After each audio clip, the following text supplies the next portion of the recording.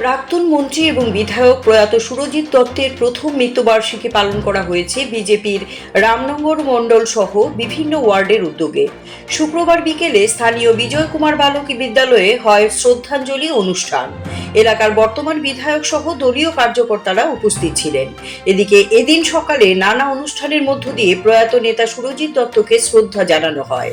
রামনগর বিধানসভা কেন্দ্রের অন্তর্গত বিভিন্ন ওয়ার্ডে হয় অনুষ্ঠান।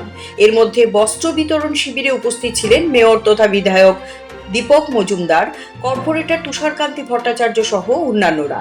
এলাকার দুস্থ নাগরিকদের হাতে তুলে দেওয়া হয় শীত বস্ত্র।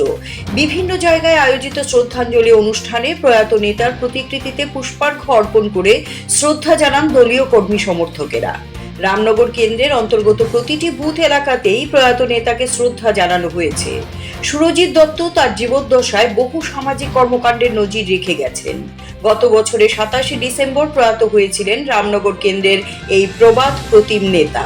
তিথি অনুযায়ী উনার বাৎসরিক মৃত্যুবার্ষিকী কিছুদিন আগে পালন করা হয়েছে। খাবার করা হয়েছে, মহাপ্রসাদ খিচুড়ি দেওয়া হবে এবং বস্ত্র বিতরণ করা হবে শীত বস্ত্র। সার্বিকভাবেই আমাদের এই রামনগর মণ্ডলের অন্তর্গত সমস্ত কার্যকর্তারা শ্রদ্ধার সহিত সুরজিৎ দত্তকে স্মরণ করছে।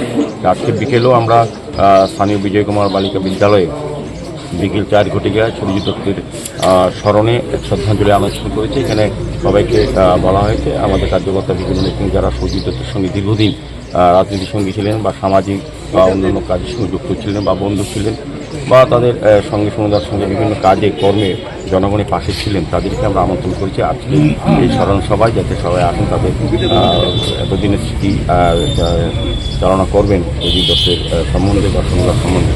আজকে আমরা খুব বেদনা দিককেই সমুদায় স্মরণ করছি। CRI TV, channel for news and entertainment.